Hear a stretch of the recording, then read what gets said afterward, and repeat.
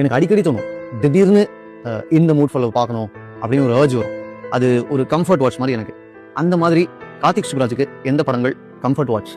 Shawshank redemption has a special place. Like once in 3 months or 4 months வந்து அந்த படத்தை ஃபுல்லாக பார்த்தோம். ஸோ இந்த படம் வந்து ஏன் கிளாசிக்காக இருக்குது அப்படின்னு, ஏன்னா மனிதர்களோட வாழ்க்கையில் வந்து எல்லாத்துக்குமே ஏதோ நொடியில் வந்து ஒரு நம்பிக்கை தேவை.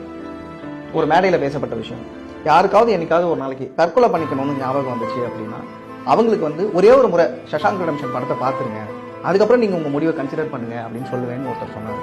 அது ரொம்ப முக்கியமான வார்த்தை. ஏன்னா மனிதர்களோட வாழ்க்கை எவ்வளோ துயரங்கள் இருந்தாலும் கூட நம்பிக்கைன்னு ஒன்று இருந்துச்சு அப்படின்னா இந்த வாழ்க்கையில் நீங்கள் எங்கே இருந்தாலும் எந்த நொடியில் இருந்தாலும் உங்கள் வாழ்க்கை மாற்றிக்க முடியும் அப்படிங்கிற ஒரு மெசேஜ் இருக்கிறதுல ஒரு கம்பேரிசன் தான். அடுத்தவங்க கஷ்டத்தோட இந்த கஷ்டத்தை படுறான், இதோட உங்க லைஃப் பெரிய கஷ்டம். நான் வந்து ஹாஸ்பிட்டல் யாருக்காவது ஊசி போடும்போது அழுதாங்கன்னா ராணுவத்தில் கை இதா இடம் வெட்டியே போட்டுருவாங்க, அதுக்கு ஒரு சின்ன ஊசி உன்னை காப்பாற்றுதான் ஏன் பயப்படன்னு ஒரு கம்பேரிசன் பண்ணுவோம்ல வழியே.